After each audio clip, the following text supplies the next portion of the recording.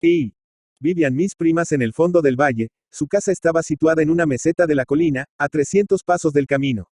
Por detrás se elevaba un gran bosque de castaños y robles, por delante descendía una hermosa huerta bien provista de frutales, y después una vasta pomarada cuya cerca de piedra servía de linde al camino.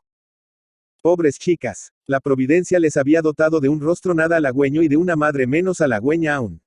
Era terrible aquella doña Teresa, fuerte como un gañán y áspera hasta cuando acariciaba, como la lengua de una vaca. Y, sin embargo, ¿qué hubiera sido de ella si aquella madre no fuese tan hombruna y enérgica?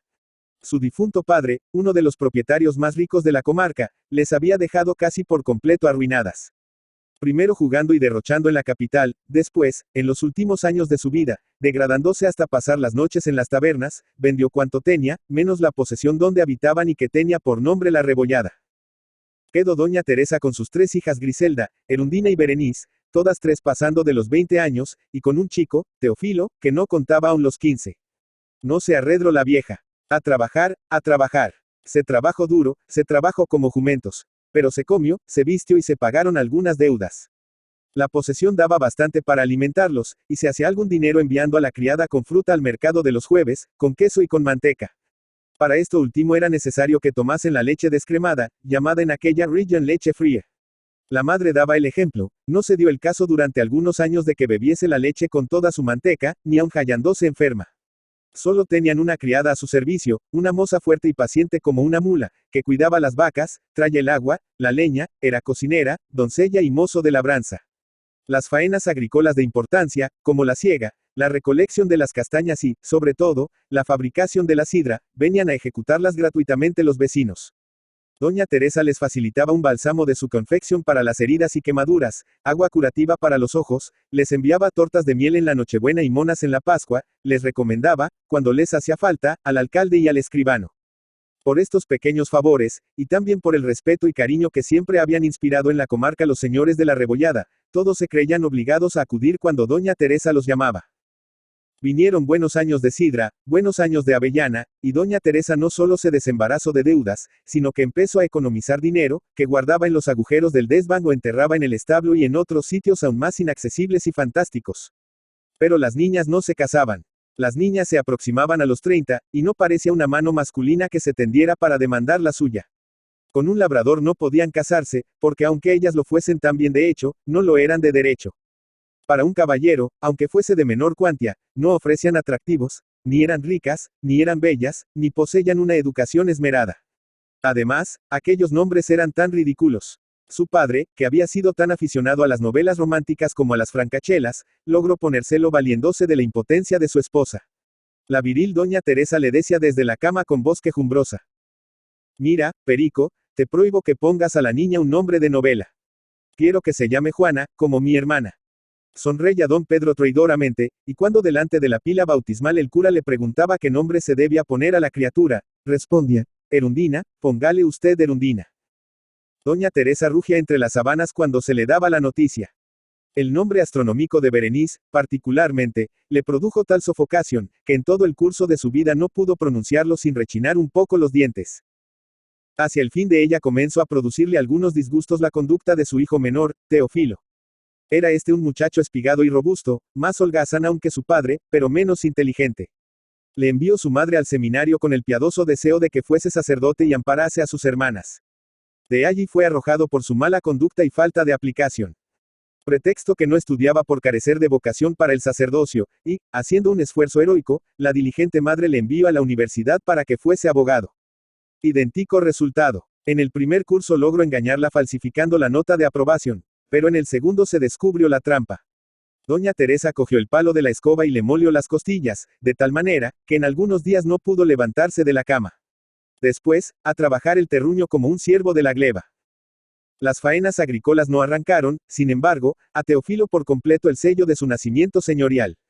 Aunque durante la semana se distinguiese muy poco por su indumentaria del resto de los labradores, cuando llegaba el domingo se ponía para ir a misa camisa almidonada con cuello alto, corbata de seda, un traje de americana color canela y sombrero hongo. Además, se había dejado para adorno de la cara unas patillas largas y sedosas que contribuían en gran manera a separarle de los paisanos, todos humildemente rasurados. Se le llamaba don Teofilo, y cómo estaba privado de los placeres dispendiosos, porque su madre no le daba más que un par de pesetas los domingos, se entregó en cuerpo y alma al amor. Penetro en las enramadas, sorprendo los caseríos, traspaso los cerros, ocupo el llano, y en todas partes dejo, como un torbellino de fuego, señales aciagas de su paso. Doña Teresa sonreía cuando le venían a noticiar algún resultado fehaciente de sus empresas galantes. Pero cuando le hicieron saber, por medio de algunas cartitas, que Teófilo había contraído deudas en las tabernas del concejo, no se dibujó sonrisa alguna en su rostro severo. Antes comenzó a rodar sus ojos de un modo siniestro, lanzó algunas imprecaciones temerosas, y, empuñando el consabido mango de la escoba, lo puse inmediatamente en contacto con la piel del voluptuoso mancebo. Pero he aquí que un día el buen Teófilo, escarbando por casualidad en el establo, tropezó con un bote de hoja de lata, y en él guardadas algunas monedas de oro. Hay que dejar bien sentado que fue por casualidad, a fin de que los futuros cronistas de aquella región no caigan en el lamentable error en que cayó la familia y todo el vecindario, afirmando que el buen Teófilo no escarbó en aquel sitio casualmente, sino buscando el precioso bote. De todos modos, no se creyó en el caso de comunicar con su familia el descubrimiento. ¿Acaso haya padecido un error en este punto? Pero no hay que reprochárselo demasiado, porque todos estamos sujetos a equivocarnos en este mundo. Lo que no ofrece duda es que hizo mal en convidar a sus amigos en las tabernas, dando en pago con cierta ostentación monedas de oro.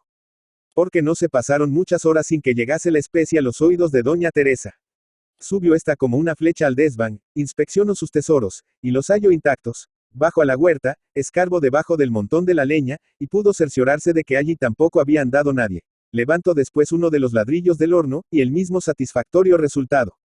Pero se le ocurre ir al establo, cava debajo del pesebre, y... Justamente en aquel instante penetraba en el establo nuestro Teófilo silbando dulcemente, descuidado y alegre como un mirlo. Doña Teresa saltó sobre él como una pantera. Pocos segundos después, una de las rubias, sedosas patillas del mancebo había desaparecido de su rostro. Convertida en asqueroso puñado de pelos, tremolaba siniestra en la mano derecha de su madre. A los gritos de la víctima y a los rugidos de la fiera acudieron la bucólica Griselda y la astronómica Berenice, que, secundadas por un vecino que a la sazón cruzaba, lograron, aunque a duras penas, que Teófilo no sufriese la extirpación de su otra patilla, pues su madre mostraba vivo interés en realizar esta obra de simetría. ¿Por qué esforzarse tanto en impedirla? No la afeitó inmediatamente el mismo interesado. Fue la última operación quirúrgica llevada a cabo por la respetable viuda. Aquella misma tarde sufrió un ataque de apoplejía, y unos días después se extingue en los brazos de sus hijas. 2. Lo mismo en vida de su madre que después de fallecida, solía hacer alguna visita a mis primas durante el verano. Generalmente eran dos. Una cuando llegaba a aquel mi valle natal en el mes de julio, y otra en septiembre, cuando regresaba a la capital. Por impulso adquirido, tal vez por la fuerza del hábito, que tiene más fuerza en los espíritus limitados, o, lo que es aún más probable, porque lo llevasen en la sangre, mis tres primas eran otras tantas doña Teresa pocos años después de fallecida esta. No la imitaban ciertamente en la energía, pero la igualaban, y aún la superaban, en la avaricia.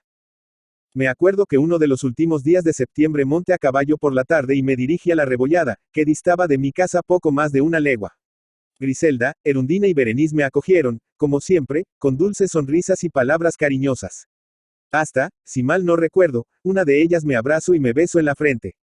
Debió de ser Griselda, la más vieja y la más fea, porque siempre tuve la misma fortuna con las damas. Pero no paso de ahí, esto es, nadie me ofreció otra cosa, ni un vaso de vino, ni un poco de mermelada. Ya lo sabía, y por eso cuando iba a visitar a mis primas de la Rebollada, llevaba, como hombre prevenido, una onza de chocolate en el bolsillo. Después de los primeros momentos de expansio vinieron lamentaciones sin cuento, amargas reflexiones, suspiros, gemidos, furiosas exclamaciones de cólera y dolor.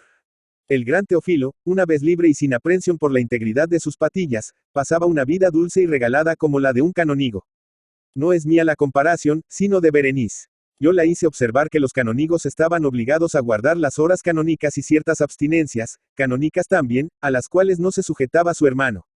Convinieron todas conmigo, y me hicieron saber que desde la muerte de su madre no había tocado en un instrumento de labranza ni se cuidaba apenas del ganado. Había tomado su parte de dinero, del dinero escondido por doña Teresa, había comprado un jaco, y andaba de feria en feria, sin parecer a veces en 15 días por casa. Lo que no me dijeron fue que gracias a Teófilo pudieron hallar este dinero, y que sin su habilidad de Saori para adivinar los agujeros hubieran perdido más de la mitad. Pero no habían parado ahí las cosas, sino que, después de derrochado todo este dinero, les había vendido su parte de la posesión y se la gastó alegremente también, y después de gastada siguió comiendo y durmiendo en la casa de sus hermanas, como si nunca hubiera dejado de ser la suya. Tampoco habían parado aquí las cosas, y esto es lo que hace estremecer las entrañas de las tres vírgenes, sino que Teófilo había descubierto ya varios agujeros donde guardaban el fruto de sus economías, y se los había dejado limpios. No hacía aún 15 días que les había sustraído 2.000 reales en monedas de 5 duros. Mis primas lloraban a hilo mientras narraban este último crimen de un modo tan desesperado, que si no fuera porque me acometieron ganas de reír, me hubiera echado también a llorar, seguramente. Por último, Teófilo había profanado de otro modo el santuario del hogar. Aquella criada mixta de dama de compañía y mozo de labranza que ellas guardaban hace años como preciado tesoro en su casa, fue corrompida por él, y a la hora presente se hallaba encinta. Como yo la veía por allí desempeñando sus tareas tranquilamente, pregunté sorprendido, ¿y cómo no la habéis despedido ya? Las vi un poco confusas para responder, y deduje que la avaricia había vencido a la delicadeza. Por el corto salario que la daban no hallarían una moza tan fuerte y trabajadora. Cuando se hubieron calmado un poco salimos a la huerta y me mostraron la gran riqueza de legumbres y frutas que allí había. En verdad que en pocas partes había visto tierra tan feraz y bien cultivada. Griselda me ofreció 2 grandes peras, pero de las que se hallaban caídas en el suelo. Bajamos a la pomarada, donde había manzana aquel año para llenar 50 pipas. Una verdadera riqueza, pues cada pipa valía 10 duros. A la vista de tan espléndida cosecha se serenó la fisonomía de mis primas y comenzaron a mostrarse joviales. Me llevaron por fin al sitio de las colmenas. Recogían de ellas todos los años más de 200 libras de miel y bastante cera, que vendían a los cereros de la capital. Nos acercamos con alguna precaución y estuvimos un rato entretenidos mirando. Mis primas, aunque apicultoras, sabían poco acerca de la vida de las abejas. Yo, que siempre sentí afición hacia estos maravillosos insectos, les fui dando a conocer algunos de sus secretos. Cómo se construyan su ciudad, cómo se distribuyan el trabajo entre ellas, cómo se entienden entre sí por medio de un lenguaje que eternamente será para nosotros un secreto. Gracias a él, no solo se comunican lo necesario para realizar sus complicadas operaciones, sino que también se participan las noticias favorables y adversas, la pérdida de la madre, la entrada de una reina intrusa o de un enemigo, el descubrimiento de un tesoro, esto es, de algunas nuevas flores o de algún tarro de miel. Pero la maravilla de las maravillas es la producción de la cera. La miel se transforma en material de construcción por un misterioso procedimiento químico que se realiza en el cuerpo de estos animalitos. Son las abejas más jóvenes las que proporcionan la cera. Cuando llega el instante de construir su fábrica, estas escalan las paredes del tronco nuevo de árbol donde generalmente edifican, otras las siguen y se sujetan por las patas, formando largas columnas o guirnaldas, y así permanecen inmóviles horas y horas, hasta que por un misterio admirable empiezan a sudar esa materia blanca que se llama cera. Con ella construyen rápidamente su gran falansterio, cuyas celdas tienen invariablemente una forma hexagonal.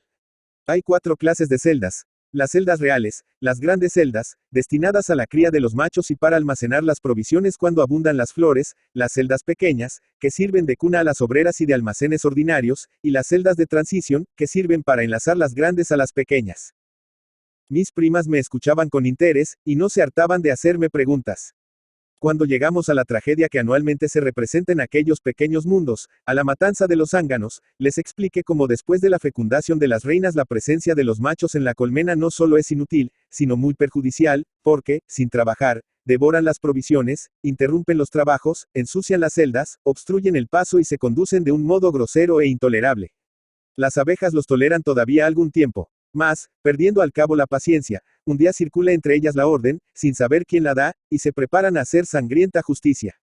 Una parte del enjambre no sale aquella mañana al trabajo. Son los verdugos. Mientras los pobres zánganos duermen tranquilos, se prepara silenciosamente su ruina. Al despertarse se encuentran rodeados cada uno de 3 o 4 de sus enfurecidas hermanas, que fríamente los despedazan, les cortan las alas, les atraviesan el vientre con sus dardos venenosos, les amputan las antenas y los dejan en un estado tan lamentable, que a cualquiera movería a piedad. Pero aquellas crueles obreras no la sienten. Los persiguen por todas partes, y cuando, heridos y maltrechos, un grupo de ellos se refugia en algún rincón, lo bloquean y le hacen morir de hambre. Muchos de ellos consiguen escapar. Se lanzan al campo. Pero cuando a la caída de la tarde, acosados por el frío y el hambre, tratan de ganar su casa, se encuentran con la puerta cerrada, son rechazados por las inflexibles centinelas, y perecen aquella noche implorando en vano abrigo y alimento. ¿Sabéis una cosa? Les dije cuando termine mi relato. Si vosotras fueseis abejas en vez de ser mujeres, ya habríais matado a vuestro hermano Teófilo. Las 3 soltaron una carcajada. ¡Qué ocurrencia! Es de veras gracioso. Siempre serás el mismo, Angel. Y reían mis primas con tanta gana como si las hubiera leído el capítulo más chistoso del Quijote. Todavía después que volvieron a casa, y pasado largo rato, recordaban mis palabras y se renovaban las carcajadas. 3. Aquel invierno supe que la criada de mis primas había dado a luz un niño en la misma casa, y que aquellas habían guardado a la madre y al hijo, en vez de ponerlos en la calle. El sujeto de la rebollada que me dio la noticia añadió que a la hora presente se hallaban tan entusiasmadas con el chiquillo, que eran para él otras tantas madres. Me alegré por la inocente criatura y por ellas también.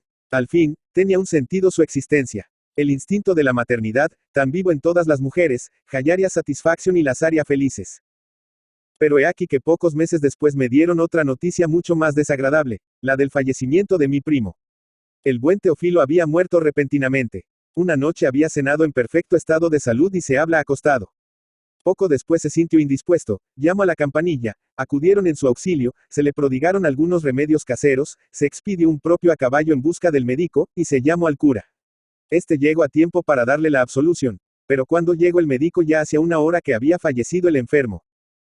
Cuando supe la noticia, acudieron a mi memoria las últimas palabras que les había dirigido, y de pronto nació en mi mente una sospecha terrible. Esta sospecha me causó impresión tan profunda y tal repugnancia, que no pude escribirlas dándoles el pésame. Al mes siguiente, que era el de junio, fui a Suiza, y solo pude pasar unos días del mes de octubre en mi valle natal, que aproveché para hacer una visita a la rebollada. Cierto remordimiento me atenaceaba desde hacía algún tiempo el espíritu. No podía desechar de él las palabras que por burla había pronunciado el año anterior. ¿Quién sabe si tal burla habría sido causa ocasional de un crimen? Trate de salir de dudas, poniendo para ello en práctica los medios que me parecieron más conducentes. Hallé a mis primas enlutadas, pero nada tristes. Me recibieron jovialmente, y acto continuo se pusieron a narrarme las gracias increíbles de Periquillo, que así se llamaba el niño de la criada y de su difunto hermano. Pude convencerme enseguida de que aquella criatura de pocos meses les tenía sorbido el seso. No se hartaban de ponderar su robustez, su blancura, su dulce mirada, su voracidad, su picardia, su ático humorismo. Verás, Angel, me decía la astronómica Berenice con ojos brillantes de alegría. Por la mañana temprano, cuando su madre va al molino, me deja a Periquillo. A veces tarda más de una hora, y el chiquillo tiene hambre. Empieza a llorar, y yo, para acallarle, le paseo y le meto mi lengua en la boquita, que chupa como si fuese el pecho de su madre. Pero al cabo se convence de que no puede sacar nada, y llora mucho más fuerte. Pero hoy, cuando fui a hacer la misma operación, levantó hacia mí sus ojitos sonrientes como diciendo, ya estoy al tanto de la burla. Griselda y Erundina rieron con el mismo placer que ella, y se hicieron lenguas del prodigioso talento de aquel chiquillo. Salimos, como siempre que las visitaba, a la huerta, recorrimos la pomarada, y después me encaminé resueltamente al sitio de las colmenas. Nos acercamos a ellas, y noté que mis primas se pusieron repentinamente serias. Guardé largo rato silencio, en actitud de observar la entrada y salida de las obreras, y de pronto, volviéndome hacia mis primas y clavando en ellas una mirada penetrante, les pregunté bruscamente. ¿Habéis matado ya a los zánganos? Las tres se pusieron pálidas, y en el primer momento no acertaron a contestar. Al cabo, Griselda, la más vieja, respondió con sonrisa forzada, ¿qué pregunta? Los habrán matado ellas. Eso quise decir, vosotras no sois abejas, sino mujeres. Los procedimientos desalmados quedan para los seres que no tienen alma. Porque estos insectos, tan previsores, tan inteligentes en la apariencia, tan maravillosos en sus costumbres, carecen de alma y, porque carecen de alma, carecen de moralidad. En esas colmenas que tenéis delante reina la fatalidad. Lo que hoy hacen esos insectos lo han hecho hace 10.000 años y lo harían exactamente igual dentro de otros 10.000 si el hombre, único ser libre en la creación, no interviniera modificando con destreza sus costumbres y señalando nuevas direcciones a su actividad. Las abejas no recuerdan el pasado ni se representan el porvenir. Sus movimientos todos están regulados por las fuerzas inconscientes de la materia. Si observaseis con un microscopio la formación de un cristal dentro de cualquier líquido que se cuaja, advertiríais cómo acuden de un lado y de otro las partículas, con qué inteligencia se combinan, cómo aceptan todo aquello que puede convenirles para la construcción de su prodigioso artefacto, cómo rechazan todo lo que les estorba.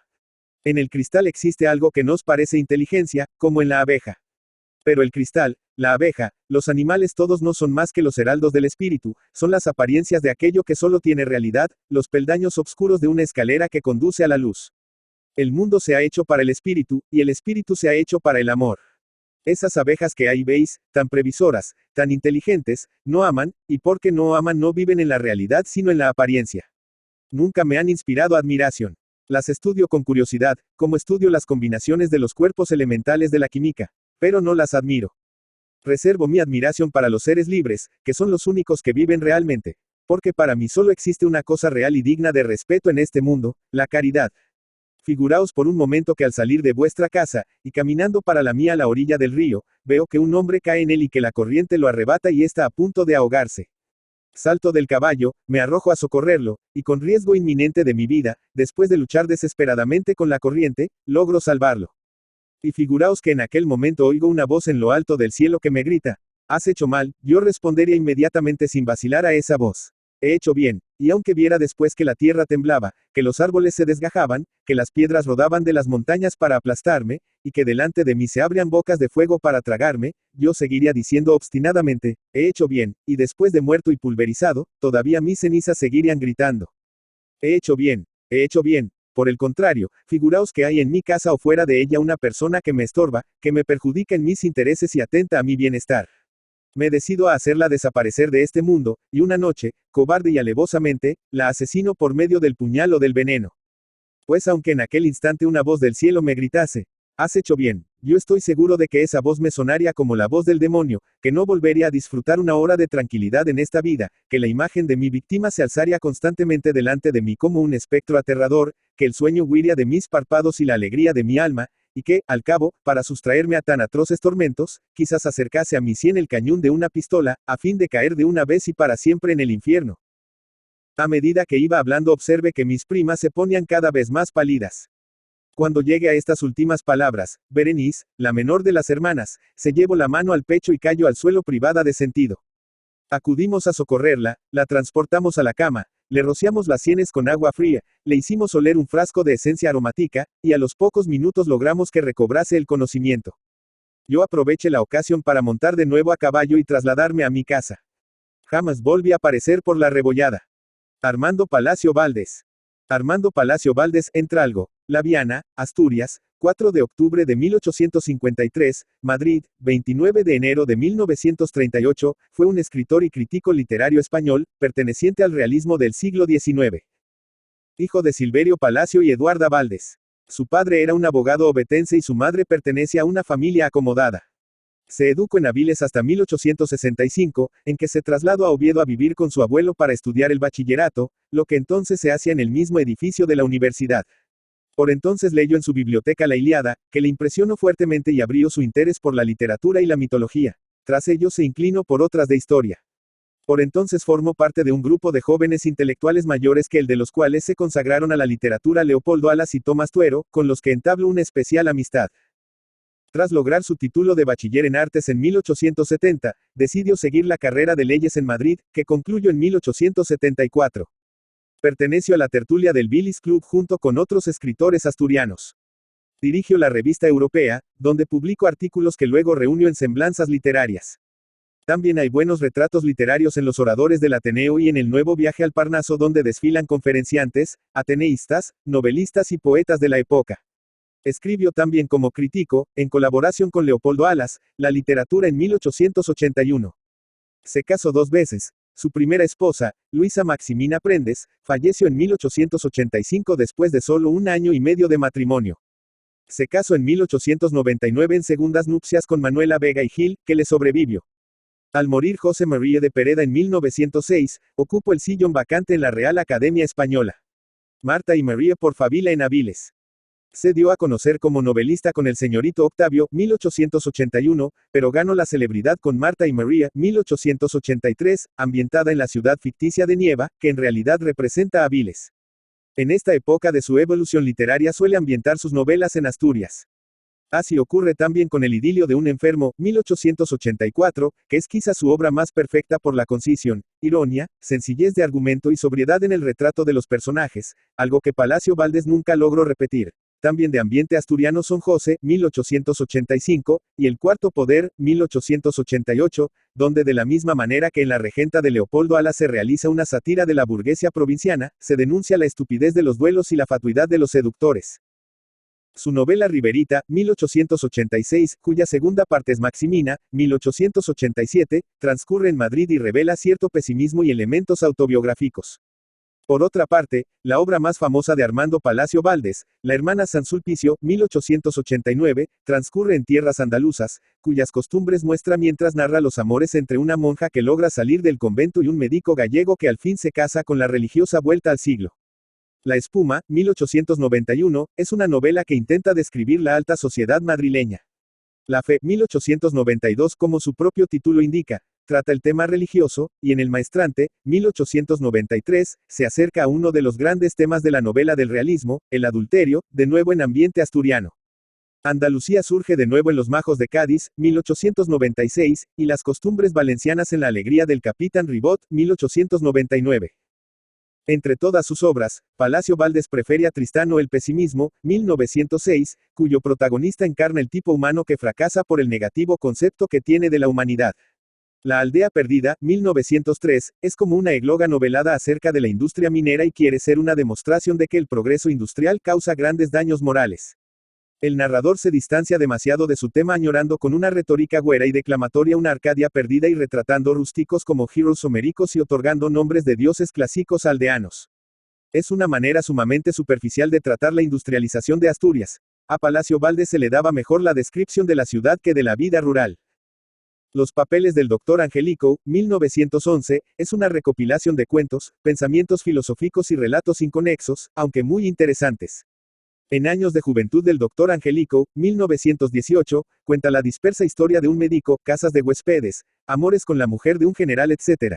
Es autobiográfica la novela de un novelista, 1921, pero además se trata de una de sus obras maestras, con episodios donde hace gala de una gran ironía y un formidable sentido del humor. Otras novelas suyas son La hija de Natalia, 1924, Santa Rogelia, 1926, Los Cármenes de Granada, 1927, y Sinfonía Pastoral, 1931. Hizo 2 colecciones más de Cuentos en el pájaro en la nieve y otros cuentos, 1925, y Cuentos escogidos, 1923. Recogió algunos artículos de prensa breves en Aguas Fuertes, 1884. Sobre la política femenina escribió el ensayo histórico El gobierno de las mujeres, 1931, y sobre la Primera Guerra Mundial en La guerra injusta, donde se declara aliadófilo y se muestra muy cercano a la generación del 98 en su ataque contra el atraso y la injusticia social de la España de principios del siglo XX. En 1929 publicó su testamento literario, en el que expone numerosos puntos de vista sobre filosofía, estética, sociedad, etc., con recuerdos y anécdotas de la vida literaria en la época que conoció. Durante la Guerra Civil lo encontramos en Madrid pasando frío, hambre, enfermo. Los hermanos Álvarez Quintero lo atendían con los escasos víveres que podían reunir.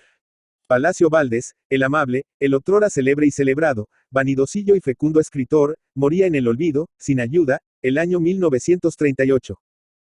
Póstumo es el álbum de un viejo, 1940, que es la segunda parte de la novela de un novelista y que lleva un prólogo del autor a una colección de 50 artículos. Sus obras completas fueron editadas por Aguilar en Madrid en 1935, su epistolario con Clarín en 1941. Armando Palacio Valdés es un gran creador de tipos femeninos y es diestro en la pintura costumbrista. Sabe también bosquejar personajes secundarios. Al contrario que otros autores, concede al humor un papel importante en su obra. Su obra ha sido muy traducida, especialmente al inglés, e igualmente apreciada fuera de España. Es seguramente junto a Vicente Blasco Ibáñez el autor español del siglo XIX más leído en el extranjero. Su estilo es claro y pulcro sin incluir neologismos ni arcaísmos.